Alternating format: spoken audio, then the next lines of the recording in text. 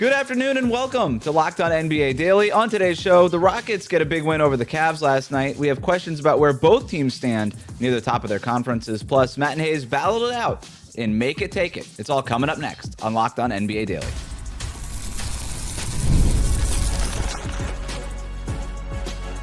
You are Locked On NBA, your daily NBA podcast. Part of the Locked On Podcast Network, your team every day. Hello and welcome back to Locked On NBA Daily, part of the Locked On Podcast Network, now the #1 sports podcast network. However you're tuning in on YouTube or on your podcast app, thanks so much for making us your first listen every day. Today's episode is brought to you by FanDuel. Right now, new customers can bet just $5, and if your bet wins, you'll get $300 in bonus bets to use across the app. Head to FanDuel.com to get started. I'm Wes Goldberg, and we're talking today about which teams should be considered the favorites in the Eastern Conference, and we'll take an early look at some of the players who should be in the Rookie of the Year race that aren't named Cooper Flagg. We're doing it with the help of Locked On's local experts. I have two of the best with me, as always. From the Locked On Nuggets podcast, he's an NBA writer for the Action Network. It's Matt Moore. Matt? Hey, what's your go-to move in one-on-one play? Make it take it. Like mine was always trying to get to like some sort of hook shot, and then that just do that over and over and over again because my midi is terrible. So that was always like the go-to. What's your go-to move and make it take it? Mine was a step back midi. Ooh, a little Shai Gilgeous-Alexander. Yeah. Didn't realize. I didn't. Do you get push off on it? That's the important question. Is do you have that dead arm push off on it? No, I don't push off. I'm too good to push off. How many fouls have you drawn? Let's start with last night's game between the Rockets and the Cavs, fellas. The Rockets are third in the Western Conference after that win, but some people have questioned their soft schedule. Matt, you told us yesterday that you were excited about this game in particular. It was the national ESPN game. Was this win over the Rockets? Can we consider this for the Rockets? Was the win over the Cavs? Can we consider it a statement win for a team that has had a bit of a softer schedule to start the season? I don't think you can call it a statement win when Darius Garland's out and Max Strus is out, and the Cavs just haven't been as good as kind of they needed to be. Like if they honestly, when you I always think this is fun to rearrange the order. So Pistons knock off the Rockets in the second game of the season. And at the time, we didn't realize that was a signature win for Detroit. That's both teams fully healthy, beating Houston. That's a huge win for Detroit. That if it came now, we'd be talking about Detroit even more. That said, I'm so impressed with this Rockets team. For them to be the #2 offensive team in the NBA with the dead last 3-point rate is certifiably bonkers. They are just smashing teams with offensive rebounds. They are just absolutely annihilating you. And so much of it is an interesting thing that we don't really think of either from an analytics or Hooper standpoint. They create really good looks with their individual talent that forces the defense out of position and unbalances the floor, which allows not only Steven Adams and Alperen Şengün, but Josh Okogie and Amen Thompson and all these other guys to swoop in and get these rebounds.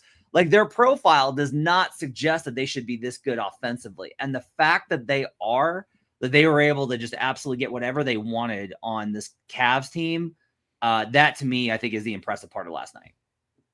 Yeah, there's a lot of things that are impressive about the Rockets at this point in the season, because as much as I was high on them coming into the season, when you lose your point guard and we have the ball handling questions and how they're going to do that, they've survived doing it as a team, which is the thing I think we all kind of thought, hey, we'll see how it works out, but not quite sure how that's going to get done. Şengün's having himself an amazing start of this season. Amen Thompson's hitting that leap that it looks like we needed as well, and Kevin Durant has been exactly what that team's needed. Also, this team just works.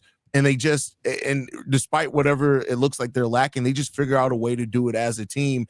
And it's been very special of a run so far for them. It's still early in the season. Got to see as the season goes on how they're going to continue and as teams adjust to them as the season goes on. But the Rockets have been just amazingly impressive this season so far. They remind me of the Thunder from last year a little bit, where the Thunder were creating so many extra possessions with their extreme steal rate, right? Yeah, they were just taking the ball from their opponent 1 out of every 5 possessions. The Rockets are getting an offensive rebound on 40% of their opponent misses right now. 4 out of 10 opponent misses, their own misses, rather, not their opponent misses. 4 out of 10 of their own misses. Their best offense is missing shots. It's absolutely crazy what this team is doing. Haize, you mentioned Alperen Şengün just now. He was great in this game against Cleveland. 28 points, 11 rebounds, 7 assists. He's becoming a matchup nightmare for teams. Here's Jackson Gatlin from Locked On Rockets with more. I tell you, looking at this Cavs team, they had absolutely zero answer for Alp throughout this game. And it can be boiled down to a couple different things, but ultimately, you know, Alp does such a fantastic job in matchups like this against bigs, specifically like Evan Mobley. And they're generally, you know, good one-on-one defenders as well, or decent one-on-one defenders. They're switchable. They can go out on the perimeter. And I'm telling you, right, there's a bunch of them, right? There's Mobley, there's Wemby, there's Chet. And the unique thing about Alperen Şengün in his game is these guys don't have the physicality, the muscle mass, the weight really to just deal with Alp down low. Haize, I have 2 questions for you. Number one, is Alperen Şengün becoming the number 1 guy on the Rockets that you have to scout for over Amen Thompson, over Kevin Durant? Is he becoming that number 1 guy? Second question, is Alp an okay nickname?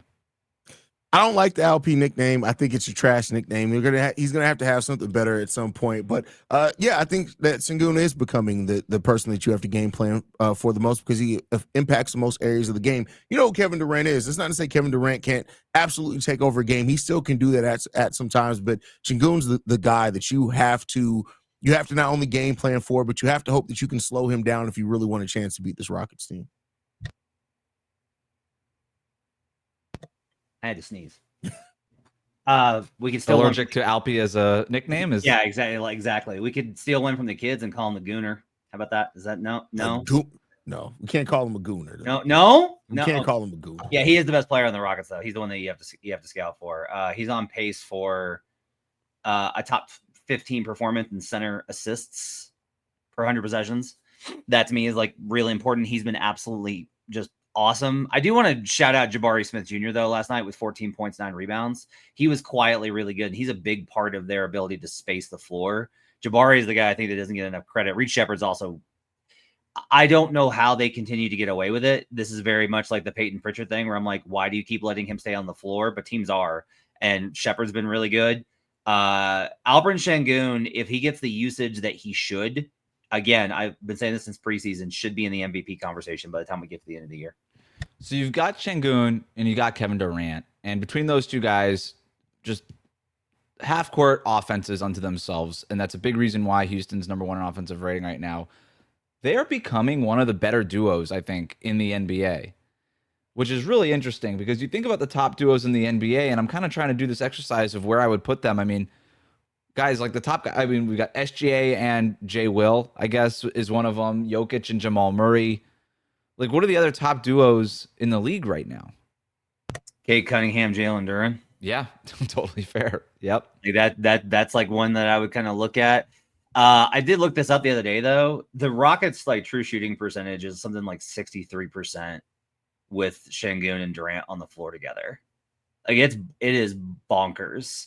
Teams can't do anything because whenever they devote resources to stopping one, the other has been really good about making himself available and responding. Like that's sometimes a problem, is that one guy will have gravity, but the other guy doesn't know how to compensate or capitalize on it. Both of those guys inherently understand how to take advantage of the gravity the other guy generates. And that makes it to where you're just like, okay, well, we sent two at Şengün, and now Kevin Durant has a step on a closeout from a defender having to rotate, and so he's cooked. Okay, we sent a double at Durant. Well, now Şengün's got a small on him, and he's going to obliterate him.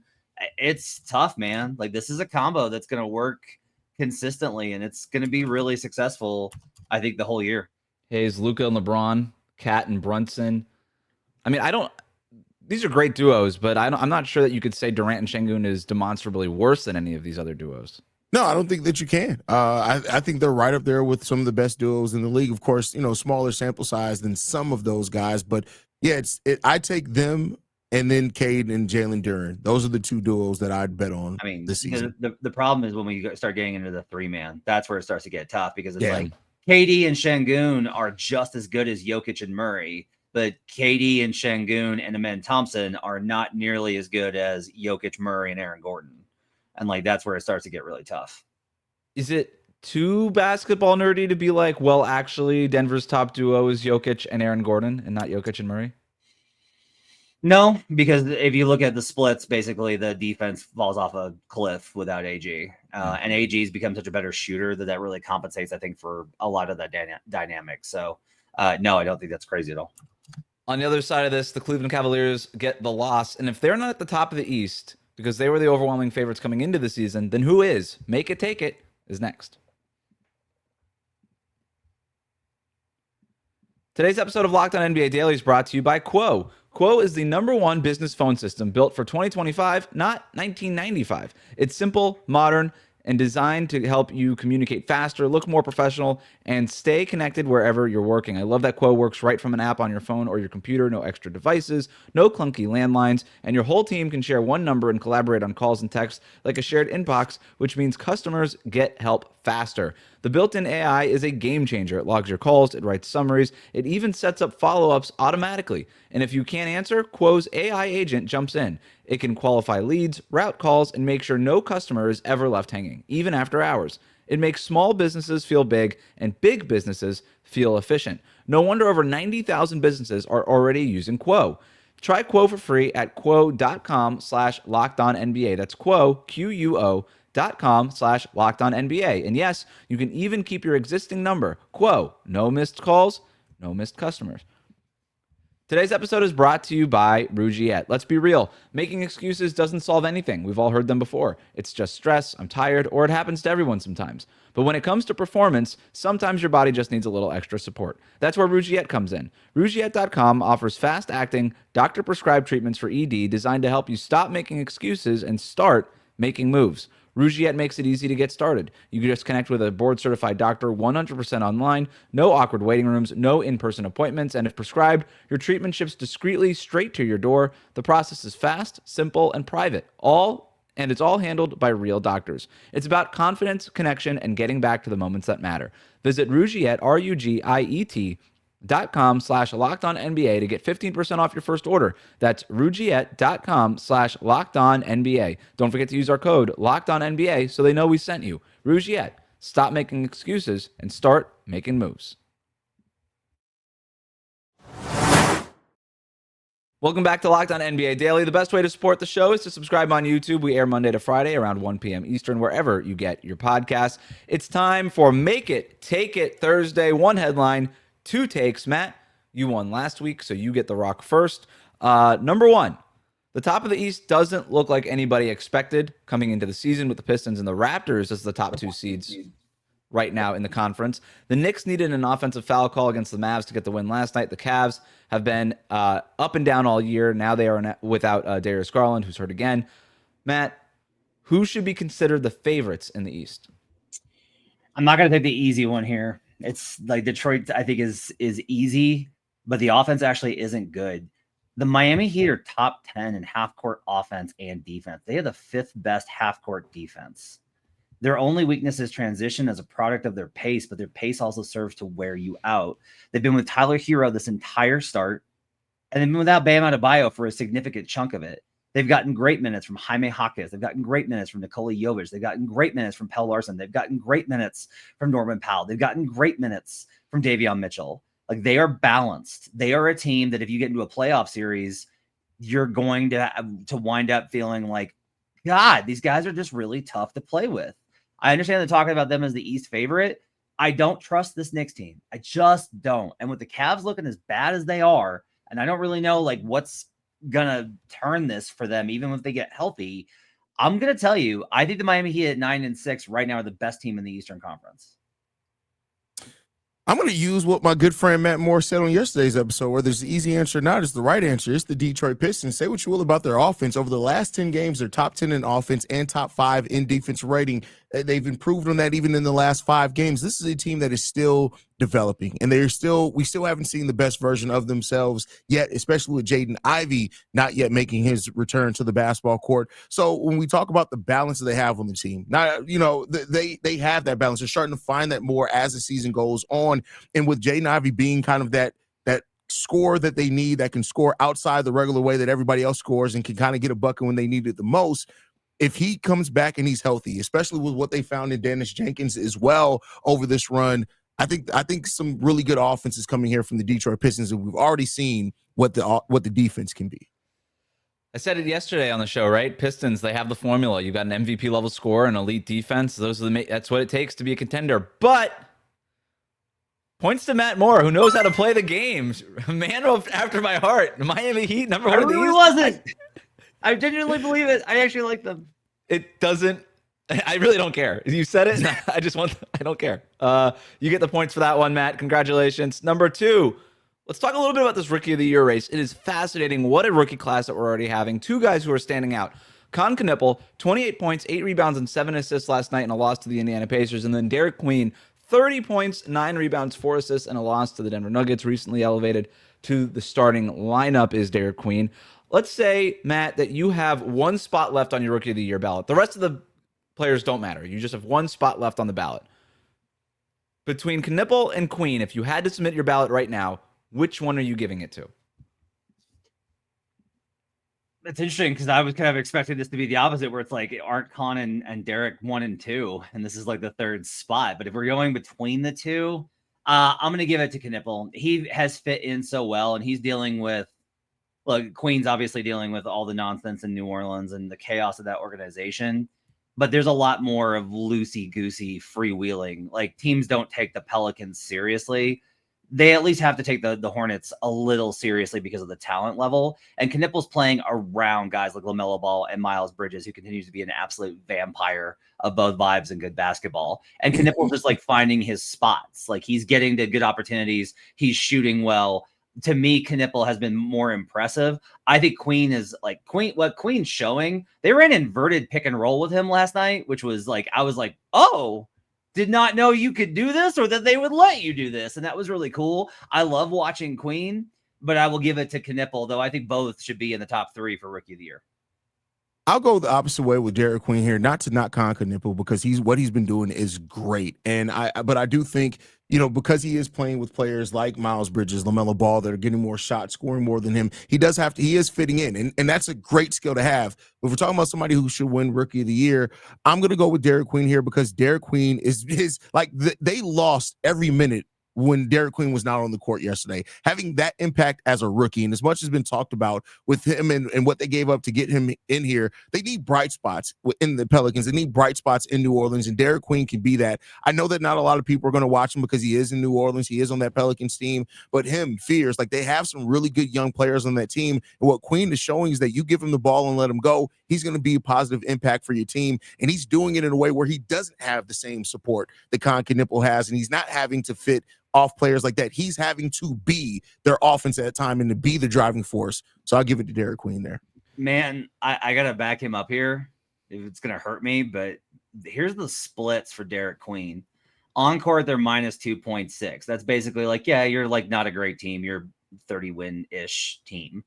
Without him, they are minus 20.2 this season. That's a 17.6 points per 100 possessions difference. That's how big of an impact Derek Queen's making. At the same time, Con Knippel, almost a 3-point per game lead over any other rookie in just overall production. He's been awesome. Both of these guys have been awesome. It was an unfair way for me to frame it and this question. I get it. But points to Haize. He switched Matt to the other side of the argument anyway at the end of this thing. So that's the ultimate points. Last one here. Jimmy Butler walked off the court in Miami last night without saying anything to his former teammates or coaches in what was supposed to be his second game back in Miami since the trade. He was a late scratch, if we really want to call it that, even though he played 38 minutes against Orlando on Tuesday, and nobody really expected him to play Wednesday in Miami. So he walks off the court after the game. Warriors lose. Meanwhile, Steph Curry went to go talk to Bam, his Team USA teammate. Andrew Wiggins talked with his former teammates on the Warriors for quite a long time at center court. Was Jimmy Butler wrong to ignore his former Heat teammates and coaches, Haize? Jimmy Butler is wrong should just be the statement with everything, because typically Jimmy Butler is wrong. The way that he conducts himself, the way, like, I get it, all this the competitive and all the nature and all of that, but like, this is a franchise that you went to battles with, you went to NBA finals with, you did all that with. You should at least be able to acknowledge and dap people up at the end of the game. So to me, the way that Jimmy Butler, but this isn't a surprise. This is how Jimmy Butler handles himself. It's also what does make him a fierce competitor on the court when he is on the court. But I do think that he was a little bit wrong for the way he handled this. He should have at least, just talk to the guys after the game. The worst part about this is that it reasserts this idea that you have to be like this if you want to be great. That like this is what makes Jimmy Butler great. The fact that it reasserts that idea, man, that's fair. If you're young and you are getting into the workforce and you're watching the show and you're getting ready to start your life in careers, the biggest thing I will tell you is be somebody that people want to work with. Jimmy Butler has never been somebody that people want to work with. They want to win with him. They want his talent, but be somebody that people want to work with you and that later everyone will be like excited to see you and talk to you. Those guys in that locker room had nothing to do with the decision not to extend you. Those guys did nothing but support you and try and play behind you and helped you reach the finals so that people can pretend that you are the player that everyone acts like you are. It's absolute trash behavior, and it's really annoying that this guy continues to take up so much oxygen in the NBA. My favorite part was Bam after the game wearing a hat that said Joy Dealer. Love it. You guys both took the anti-Jimmy Butler side here, so I really don't know who to give the points to. We're going to do a rare thing here on Make It Take It. I'm going to hold off judgment and see who I agree with more in the next segment when we have a game of Would You Rather. We're doing overtime, Make It Take It. All right. That's crazy. Today's episode of Locked On NBA is brought to you by Skims. Look, when Skims announced that they were making underwear for men, the reaction made perfect sense. People have been talking about Skims comfort for years. Most guys, though, stick to whatever they've been buying since college. The same fits, the same waistbands that roll, and a whole lot of settling. Skims Men's changes that. One upgrade, and it's obvious why everybody's been talking. They're designed to feel good, fit right, and actually stay put. No slipping, no sagging, no adjusting. Just genuinely great underwear that makes you feel confident and comfortable. My favorite pair is the cotton 5-inch boxer briefs. What stood out right away was the fit and the fabric. Soft, supportive, and comfortable all day long. They don't ride up, they don't lose their shape, and they hit exactly where they're supposed to on the thigh. Whether you're working, traveling, working out, or just hanging out at home, these feel better than anything you've ever used before. I honestly didn't expect underwear to be a game changer, but Skims completely surprised me. Shop Skims Men's at skims.com, and when you place your order, choose podcast in the post-purchase survey and select our show, Locked On NBA, from the drop-down menu to let them know that we sent you. Today's episode is brought to you by FanDuel. The NBA is back, and there's no better place to get in on the action than on FanDuel, the official sports betting partner of the NBA. Even if you miss the start of the game or want to ride the hot hand, FanDuel has live bets on everything from who's going to score next to fourth quarter comebacks. Plus, you can even combine your live bets into a same-game parlay for a shot at a bigger payout. It keeps every game exciting, especially when your team's making that late push. I love FanDuel for their futures bets. For taking a look at Rookie of the Year, we were just talking about what Matt said. He thinks Con Knipple and Derek Queen should be two of the top three guys on your ballot here. Well, you could still get pretty good value there on FanDuel. Cooper Flagg's still number one for Rookie of the Year. Con Knipple has moved up to number 2 in odds. VJ Edgecombe is there at number 3. Cedric Coward 4. Derek Queen all the way at 5, and then his teammate Jeremiah Fears a distant 6th in odds. So now might be the time to get in on Rookie of the Year. If you're listening to this show, you're ahead of the trends. Right now, FanDuel is giving new customers $300 in bonus bets when your first $5 bet wins. So head to FanDuel.com to sign up and play your game with FanDuel, the official sports betting partner of the NBA.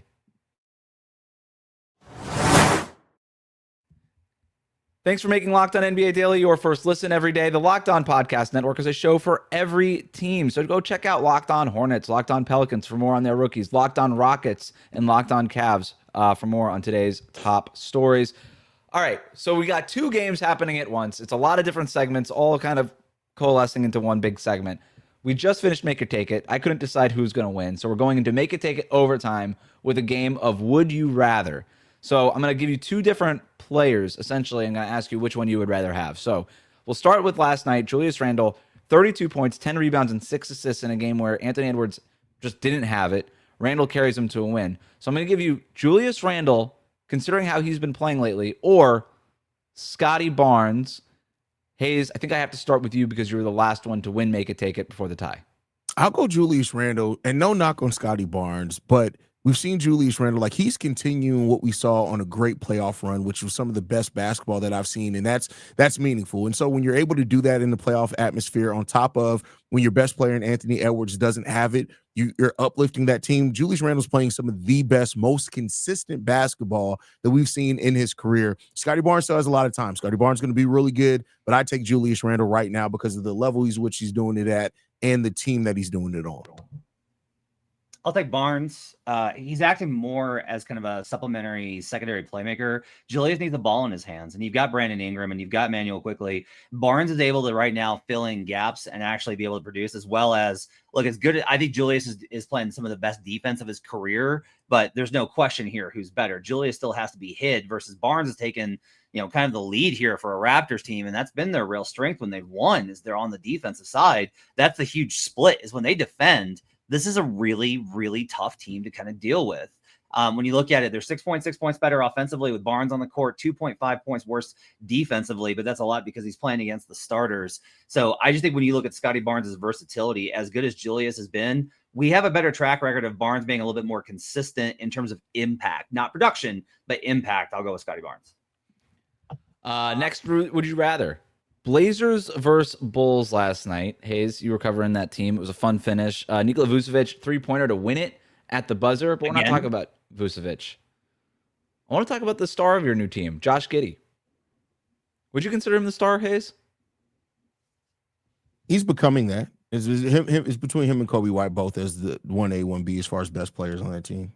On the other side, you've got Portland, and the guy becoming a star for that team is Denny Avdia. So, Matt, would you rather have Denny Avdia or Josh Giddey?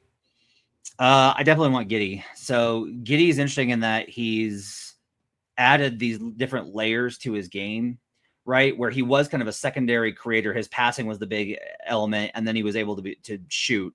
Now he's able to pump fake, get the defender out there because he's a quality enough shooter, drive, and then make these small slip passes to the bigs, especially Vooch and Jalen Smith. That opens up the Bulls offense so much. When they're able to attack the rim, it opens up so many things for them. And his versatility, like he's a multi-layer offensive player now versus Avdia, who's more of an isolation-centric kind of guy who go out there and like Avdia is a good passer, but he's not Josh Giddey. And Avdia is a good finisher, but Giddey's been able to create better shots at the rim. So I'll go with Josh Giddey here. I think you have to give credit to the jump that he's made, especially over the last 18 months. Yeah, I'll go Josh Giddey here as well. And one of the biggest reasons why is he just impacts more areas of the game. No knock to Denny Avdia, but Josh Giddey is averaging creating 24 points per game just off his assist. That's not even counting his scoring. So when you factor in what he's scoring at over 20 points a game, you're talking about him accounting for 45 points by himself in each game. The rebounding, he's also one of the best rebounders on the team, which gets you out and in transition and creates your offense. Like he is an engine on offense. He makes players better that are around him. And then on top of that, his on-ball defense is actually taking quite a considerable leap. You look at his defensive field goal shooting percentage, especially on point guards and in the paint and on drives. He's seen huge leaps in that area. And so with him also making that step defensively, that holds up consistently for the entirety of this year. Josh Giddey's just a more complete player than Denny Avdia. Grizzlies play the Kings tonight. Would you rather have Jaren Jackson Jr. or Domantas Sabonis, Matt? Man, this one is really tough because I think Sabonis is underrated at this point. I'm going to go with Jaren. I think it's really tough because, again, like Sabonis rebounds and Jaren doesn't, and Jaren fouls and Sabonis doesn't.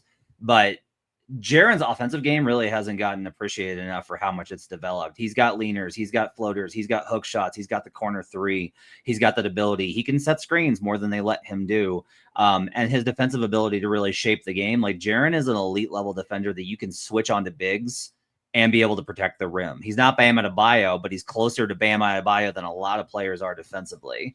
Sabonis, as much as I think that he's underrated, he's actually like a marvelous passer. He's really great as a spot up weapon. The problem is just like, it's very hard to build a winning formula around Sabonis. It's very hard to build that winning kind of team around Sabonis. And while the Grizzlies have struggled to do that with Jaren, you can't really argue that that's Jaren's fault. So I'm going to give the edge to Jaren Jackson here in what I think is a really close matchup.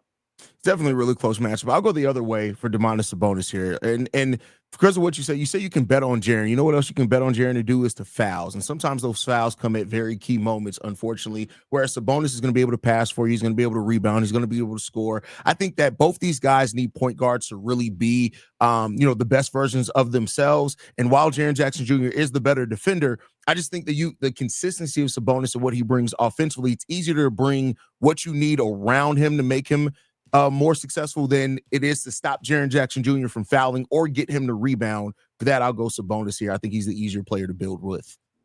All right, so that's the end of our overtime period. Would you rather segment?